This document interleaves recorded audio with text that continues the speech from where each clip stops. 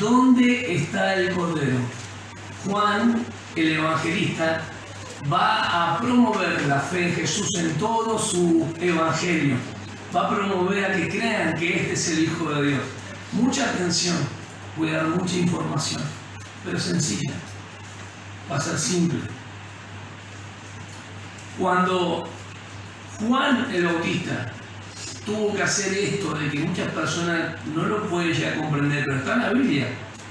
¿Por qué era necesario que Jesús fuese bautizado? Si él era santo, sin mancha, no tenía de qué arrepentirse, no tenía que confesar ningún pecado. En ese juego tan grande, en ese cuadro tan grande, es de lo que Juan va a hablar después acá. Porque Juan no sabía o que él era el Mesías hasta que le fue revelado en el bautismo. O sea que lo que está acá en Juan 1, 29 al 34 sucede después del bautismo de Jesús. ¿Vamos bien? Cronológicamente hablando, usted encuentra el capítulo 1 y en Mateo capítulo 3 dice, no, pero el bautismo de Jesús fue después. No. El bautismo de Jesús fue antes. Porque con el bautismo de Jesús va a dar fuerza para iniciar su ministerio público luego de ser probado en el desierto por 40 días. Y con el tentador, ni más ni menos. Así que Juan está identificando abiertamente quién es este. La identificación de Juan el Bautista sobre Jesús. ¿Dónde está el Cordero? La identificación de Juan el Bautista, no Juan el Evangelista, Juan el Bautizador. ¿Acerca de quién es Jesús? Él lo identifica públicamente, porque antes ya estuvo con él. Ahora dice, ahí el Cordero, ve aquí el Cordero de Dios. Y vamos a ir paso a paso, tal vez dándole énfasis al versículo 29, el más conocido, palabra por palabra, pero vamos a leer hasta el 34 y vamos a desglosar un par de cositas ahí interesantes. Versículo 29 al 34 dice de esta manera, damos lectura. Al día siguiente vio a Jesús que venía hacia él y dijo, he ahí el Cordero de Dios, que quita el pecado del mundo. Atención a la palabra pecado, tan singular. ¿Sí? Amartía. No es amartías, no es pecados ahí, es pecado. Este es aquel de quien yo dije, presten atención cómo va. Este es aquel, hombre. La palabra ahí no es antropos, es aner, donde está la virilidad masculina, donde lo van a seguir a él. Este es aquel de quien yo dije, después de mí viene un hombre, después de mí, yo soy el precursor, el que prepara el camino. Los que tienen preponderancia en la boda no son los amigos, ni los familiares, sino el esposo en este sentido. Y él era amigo, él estaba contento por preparar el camino de aquel que venía. ¿Se acuerdan la figura, la tríada que se usa? Amigo, esposa y esposa.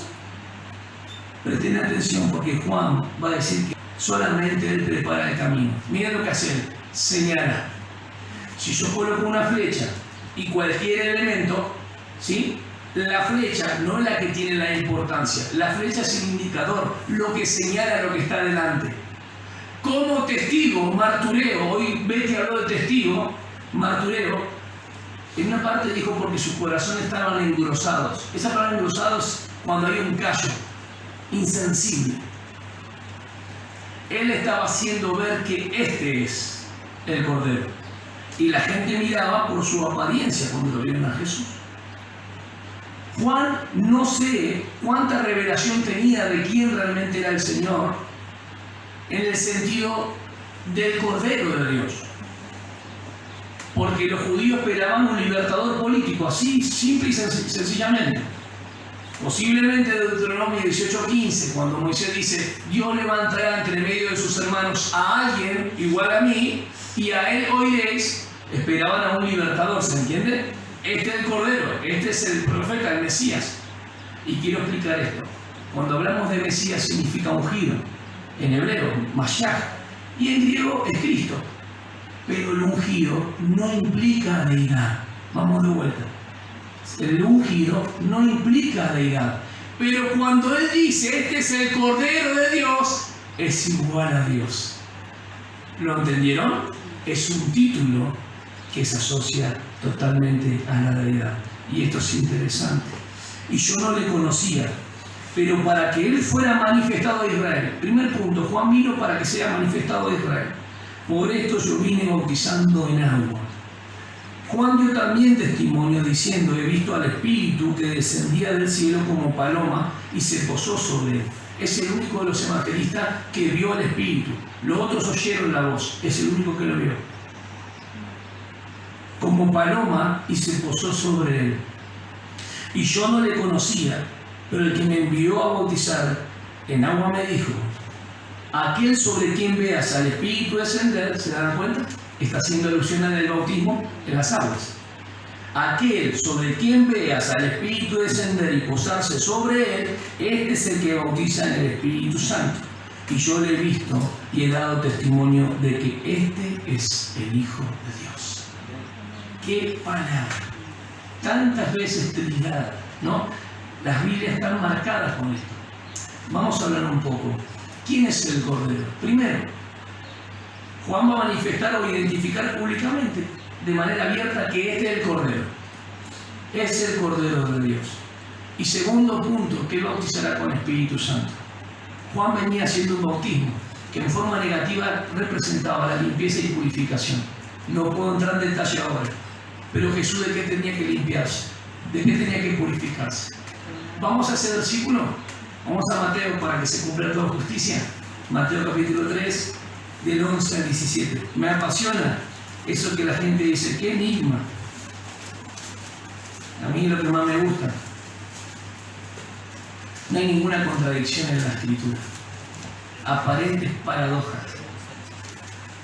Siempre acuérdense el contexto. ¿Sí? Juan está hablando a Israel y el pueblo de Israel tenía que ser fruto digno de arrepentimiento.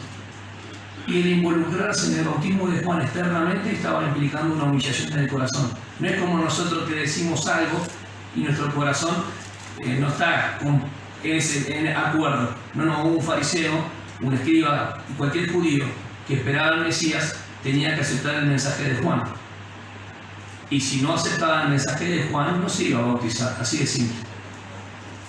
Pero mucha gente era bautizada. Y venían de todos los alrededores porque Juan estaba en el desierto de Judea. Un desierto. Ustedes saben la sonoridad y la parte de la onda, que cuando uno puede hablar de arriba, se escucha. Jesús hablaba en la ladera de la montaña y la gente se sentaba y escuchaba, ¿o no? No hay ningún problema en el micrófono. Ahora dice entonces, Jesús llegó a de Galilea, al Jordán, a donde estaba Juan, para ser bautizado por él. O sea que el Salvador es bautizado por el pecador. Pero Juan trató de impedírselo diciendo: yo necesito ser bautizado por ti, ¿y tú vienes a mí? Y respondiendo Jesús le dijo: permítemelo ahora, porque es conveniente. Algunos traducen para que se cumpla. No, para que cumplamos así toda justicia. ¿Se perdieron, hermanos? ¿Es Mateo 3? ¿Cómo que no? Mateo 3, del 13 al 17, dije. Lo que pasa es que habéis dicho 11. Y bueno, después está el 13. Nosotros no sabíamos que... Ustedes dicen: ¿por qué cuestan editar los videos? ¿Vieron? No pasa nada. El 13, yo me equivoqué. ¿Sí? El 13, yo dije 11, el 13. Bien. Ahora con ustedes se equivocan. Aleluya. Bien. Vamos del 13 al 17. Entonces Jesús llegó de Galilea al Jordán, el Jordán de paso no era un río limpio, porque Dios lo hizo por el profeta Eliseo. A Naamán le dijo: lávate 7 veces. Hay un montón de ríos mejores. Vamos a Brasil, no. A Uxon vas a ir, a Punta Lara. No. Dios es el que hace todas las cosas. Algo hay significativo en eso. La humillación de nuestro Señor. Pero Juan trató de impedírselo diciendo: yo necesito ser bautizado por ti, y tú vienes a mí. Y tú vienes a mí. Cuando está la narración del Evangelio de Juan, ¿no le llama la atención que él dijo: este era antes que yo? Queden ahí. Tú vienes a mí. Vamos a Lucas 1:36. Se me ocurre citarlo para que tenga más fuerza. 1:36, y va a contar el nacimiento o la concepción que iba a tener María, pero Elizabeth ya estaba hace 6 meses. Miren, y he aquí tu pariente Elizabeth, en su vejez también ha concebido un hijo. Y este es el 6º mes para ella. No dijo que ya ha nacido, concebido. ¿Ah? La que llamaban la estéril. Elizabeth, hermana de María, ya estaba de 6 meses de Juan el Bautista. Y María recién estaba, o sea, acá lo dice, de concibió. Pero sin embargo 6 meses le llevó. ¿Y cómo Juan dice, este era antes que yo? Porque nos marca que la preexistencia del Hijo de Dios. ¿Está bien? Entonces, seguimos porque son detalles lindos. En Mateo estamos reconociendo que el que viene a Él, ¿van entendiendo por qué lo dije? El que viene a Él no era cualquiera. Y respondiendo Jesús le dijo, permítelo ahora porque es conveniente que cumplamos así toda justicia. ¿Qué es toda justicia? Es todo el símbolo de ese bautismo, sin el confesar pecado, porque no tiene pecado, lo dice Pedro, lo dice también Corintio, lo dice Romano, ¿sí? No tenía nada que confesar ni que arrepentirse.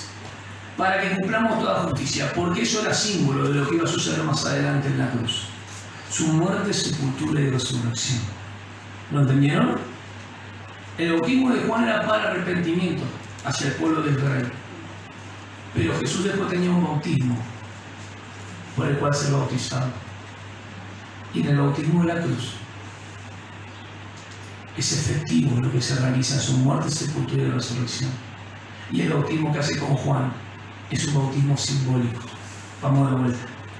El bautismo que Jesús hace con Juan es simbólico, pero el bautismo en la cruz de Jesús es efectivo.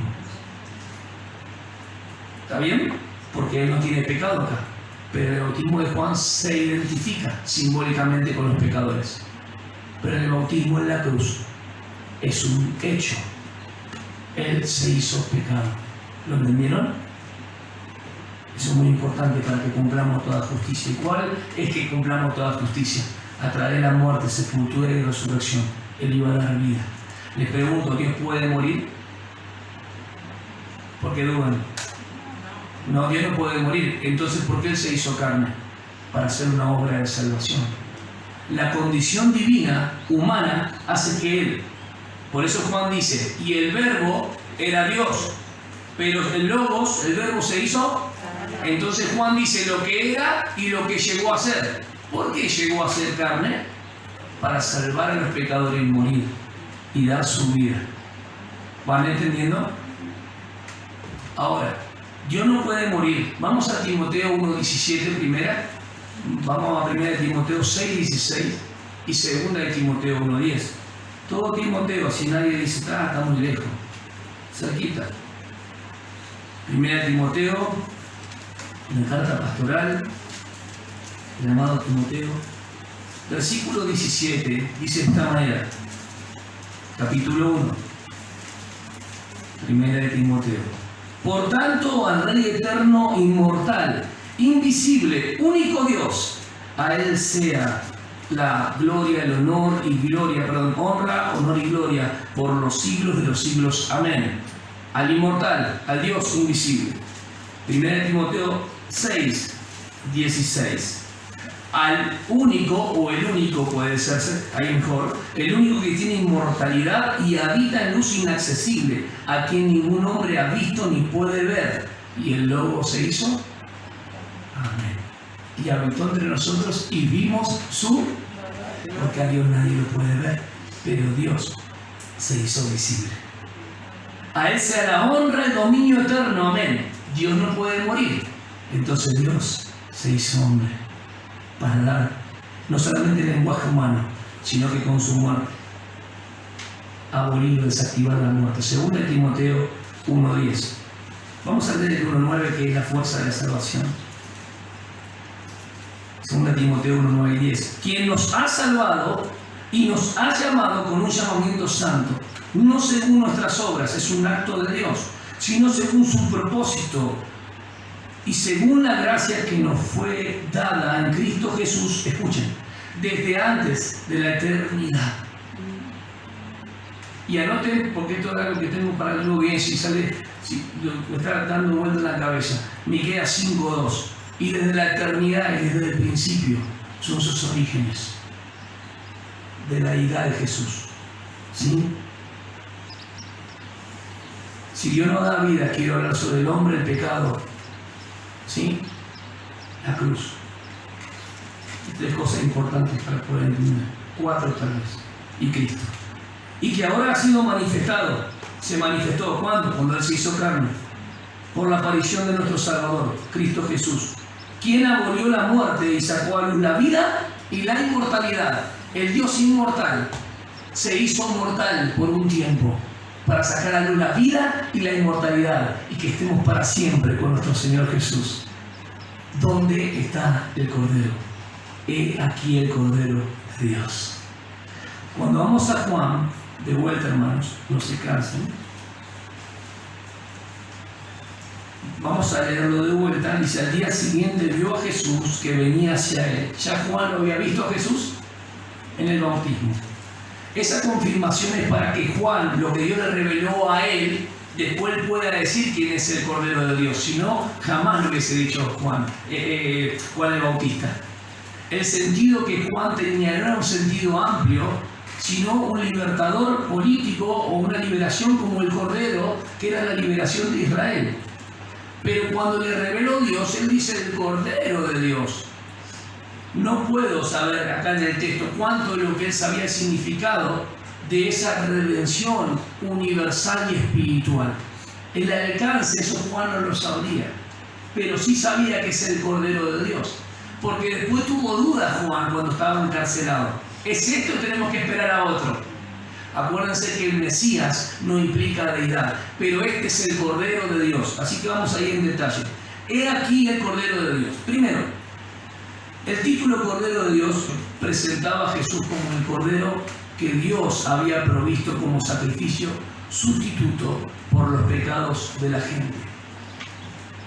El Cordero de Dios implica que Dios había provisto a un sustituto, el Cordero, por los pecados de la gente. Empecemos de Génesis. Génesis 3:21 dice que lo vistió con pieles. ¿Está bien?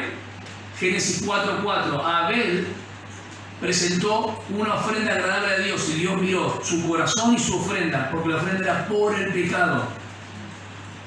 Noé sale y en el 8:20 de Génesis dice que edificó un altar y sacrificó. ¿Estamos bien?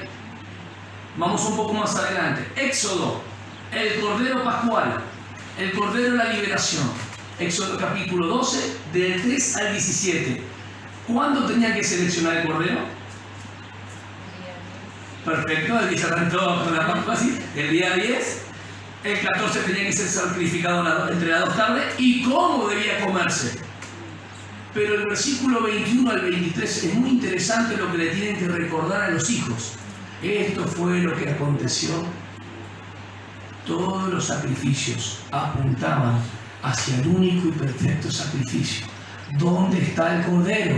Dios proveyó a través del tiempo distintos tipos y figuras de aquello que se haría realidad solamente en Jesús.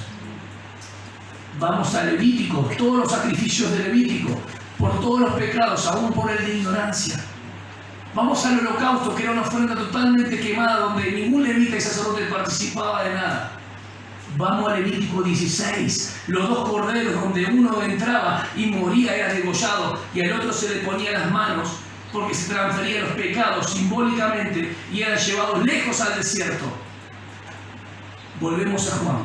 He aquí el Cordero de Dios. Así como Dios proveyó a través de los tiempos distintos corderos que las personas debían llevar, sí o sí, todos los días cuando pecaban, un corderito para el sacrificio, este es el Cordero que Dios se proveyó para quitar el pecado de todo el mundo. Porque los corderos, dice Hebreos, ningún animal podía quitar el pecado, solamente podía apaciguar temporalmente, cubrir, pero no quitar. Pero este es el Cordero de Dios que quita. La palabra airo, quita, es cargar sobre sí mismo, llevar y quitar. Pero está en un presente, en una acción continua. No es que Él sigue muriendo, sino que el acto que Él hizo, lo hizo una vez para siempre. Por eso digo que es el único sacrificio, el perfecto, por ofrenda en cuanto al pecado. Ya no hay más. ¿Estamos de acuerdo? Avanzamos un poquito más. Y nos muestra Isaías 53, versículo 7, el sufrimiento del siervo. El sufrimiento del siervo. Isaías 53, 7.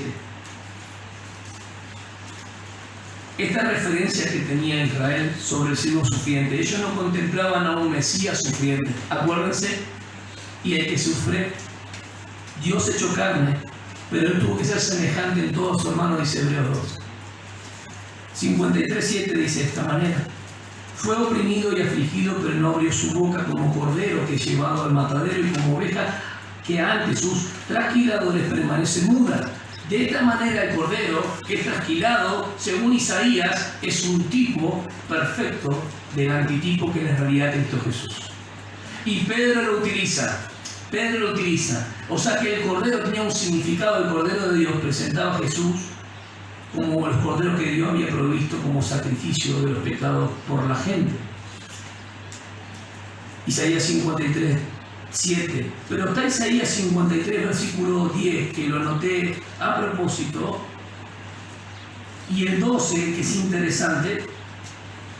El 10 dice de esta manera: pero quiso el Señor quebrantarle, sometiéndole a padecimiento, cuando Él se entrega a sí mismo como ofrenda de expiación. ¿Se dan cuenta? Es ofrenda de expiación. Por eso cuando Abel da, no es por el pecado, sino ofrenda, lo que era necesario dar para estar a cuentas con Dios. Verá su descendencia, prolongará sus días, y la voluntad del Señor en su mano prosperará. Y cuando ustedes ven Hebreos 12:2, dice que Él puso su cuerpo y combatió contra la sangre, puesto los ojos en Jesús, ¿se acuerdan? Y verá su generación, si verá el fruto de su aflicción, y quedará satisfecho. Puesto el gozo delante de Él, porque Él salió victorioso y triunfante, hermanos. ¿Dónde está el Cordero? En Génesis, capítulo 22, tenemos la historia de Abraham yendo con su hijo, tan significativo, y solamente voy a leer el 7 y después vamos a retomar la lectura para poder terminar. Capítulo 22, versículo 7. Y habló Isaac a su padre Abraham y le dijo: Padre mío. Y él respondió: heme aquí, hijo mío. Y dijo Isaac: aquí están el fuego y la leña, pero ¿dónde está el cordero para el holocausto? El holocausto debe ser quemado completo. La historia es que Dios le pide, dice que no es que tentó a Abraham, lo probó a Abraham y le pidió su hijo, su único hijo. Él tenía, no solamente Ismael, tuvo 6 hijos más, y veremos más adelante. Pero ¿por qué tu hijo único? Tu único hijo al que tú amas, que era el de la promesa. Lo más preciado. Y Él no se lo negó. Y nosotros le negamos pequeñas cosas. ¿Dónde está el Cordero? Acuérdense, ¿dónde está el Cordero? Bien. Ahora cuando ustedes van a 1 de Pedro 1:19, que nos rescató, no con oro ni con plata, ¿se acuerdan? 1:19, versículos conocidos, sino con sangre preciosa, como de un cordero, escuchen, sin tacha y sin mancha, la sangre de Cristo. La sangre de Cristo. Este cordero, así como el cordero que libertó a Egipto, este cordero tiene un significado mucho mayor, porque es una liberación espiritual y no temporal, sino para eternidad.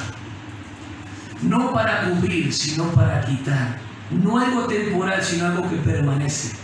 Cuando dice el Cordero de Dios, es un título que justamente muestra que Dios proveyó tantos corderos como sacrificio. Pero cuando dice el Cordero, es una descripción sin mancha, inocente, intachable. ¿Se dan cuenta la diferencia de lo que dice? Cuando dice el Cordero de Dios, es un título. Pero cuando dice el Cordero, combina la idea de sin mancha, sin tacha, inocente, puro. Juan habló de pecado. El que quita el pecado en el mundo. Del mundo, ¿no? quitó todos los pecados del mundo. Él es el sustituto de la humanidad. Yo sé que cuesta entender esto, pero escuchen bien esto y anótenlo. Una cosa es la redención efectiva y otra cosa es la redención aplicada. Una cosa es la redención efectiva y otra cosa es la redención aplicada. Los pecados les son perdonados a las personas que han creído en Cristo. Entonces Juan no podía comprender, Juan el Bautista, el sentido universal y espiritual de, por ejemplo, 2 Corintios 5, 19 y 20. Vamos, bien rápido. 2 Corintios 5, 19 y 20. A saber que Dios estaba en Cristo reconciliando al mundo consigo mismo, no tomando en cuenta a los hombres sus transgresiones, nos ha encomendado a nosotros la palabra reconciliación. Por tanto, somos embajadores de Cristo, como si Dios rogara por medio de nosotros. En nombre de Cristo os rogamos, reconciliados con Dios. Esto no lo entendía, porque Juan el Bautista siempre la relación era hacia Israel como el Cordero. Y este sentido de este Cordero de Dios es algo universal hacia todas las naciones. Vamos a 1 de Juan, capítulo 2, versículo 1. Tampoco entendía esto. 1 de Juan 2:1. Hijitos míos, os escribo estas cosas para que no pequéis. Y si alguno peca, abogado tenemos para con el Padre a Jesucristo el justo. Él mismo es la propiciación por nuestros pecados. Eso lo podía tal vez entender Juan. Pero no esto. Y no solo por los nuestros, sino también por los del mundo entero. No. Él dice el título porque Dios se lo reveló. Y vos entendés quién es el Cordero porque Dios te lo reveló. Amén. El Cordero que quita el pecado del mundo. ¿Dónde está el Cordero? Bien. Cuando hablamos de pecados en Juan 1:9, si alguno ha cometido pecado, Él es fiel y justo para perdonarnos. Ahí son los pecados particulares, en plural.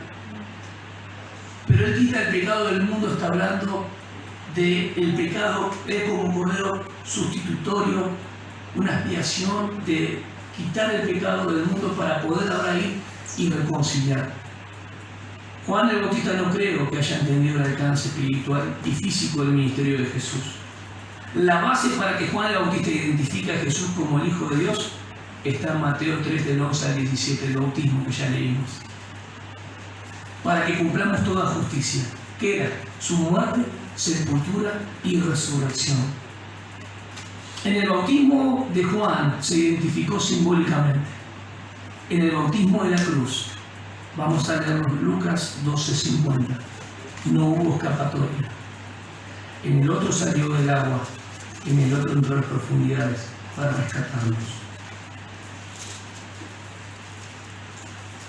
Pero de un bautismo tengo que ser bautizado. ¿Y cómo me angustio hasta que se cumpla? Y el bautismo, del cual tenía que ser sumergido, eran las 3 horas de densa tiniebla, donde iba a cargar el pecado de la humanidad. Y ahí ya no era simbólico, ahí ya era la realidad de 2 Corintios 5:21, que Dios por nosotros lo hizo ofrenda por el pecado, para que nosotros hoy fuésemos justicia de Dios en Él. Génesis, y volvemos con Abraham. ¿Dónde está el Cordero? Porque ahí hay una explicación, hermanos, en Génesis 22. Cuando van los dos juntos caminando, imagínate esa historia. Papá, está todo acá. Está la leña, ¿sí? Está el altar. ¿Y dónde está el Cordero? Y en el versículo 8 dice algo muy interesante. Versículo 8. Y Abraham respondió: Dios provea, Jehová Jireh. Dios proveerá. Y Dios se proveyó. He aquí el Cordero. Dios se proveerá, dice, para sí el Cordero para el holocausto, hijo mío. Y los dos iban juntos. Pero den vuelta a la página. Den vuelta a la página. Y miren qué interesante el desenlace. Versículos 13 y 14. Entonces Abraham alzó los ojos y miró, y he aquí, vio un carnero detrás de él, trabado por los cuernos en un matorral. Y Abraham fue, tomó el carnero y lo ofreció en holocausto en lugar de su hijo. Y llamó a Abraham a aquel lugar Con el nombre del Señor proveerá. Como se dice hasta hoy, en el monte del Señor se proveerá. Lo libró a Isaac porque alguien murió en lugar de él. Dios te libró a vos porque Cristo murió en tu lugar. Dios se proveyó. No necesito de vos. El Cordero vive. El Cordero vive. Apocalipsis 5. Nos ponemos de pie. Quiero que lo leamos entre todos juntos. El Cordero vive. Quiero rescatar 3 cosas importantes. Él es el gran Salvador porque Él es el Cordero de Dios. Él es el Salvador completo y perfecto porque quita el pecado. Él es el Salvador único y poderoso porque quita el pecado del mundo. Apocalipsis 5 está la visión celestial. Y vi en la mano derecha del que estaba sentado en el trono un libro escrito por dentro y por fuera, sellado con 7 sellos, que son lo que va a pasar la tribulación y gran tribulación. Y vi a un ángel poderoso que pregonaba a gran voz: ¿quién es digno de abrir el libro y de desatar sus sellos? Y nadie ni en el cielo, ni en la tierra, ni debajo de la tierra podía abrir el libro, ni mirar su contenido. 2 palabras distintas: ni abrir, pero ni mirar lo que está dentro. Y yo lloraba mucho, porque nadie se había hallado digno de abrir el libro ni de mirar su contenido. Entonces uno de los ancianos me dijo: imagínense esta visión celestial, no llores, mira, el león de la tribu de Judá, la raíz de David, ha vencido para abrir el libro y sus 7 sellos. Miré y vi entre el trono con los 4 seres vivientes y a los ancianos, a un cordero de pie como inmolado. ¿Dónde está el cordero? De pie.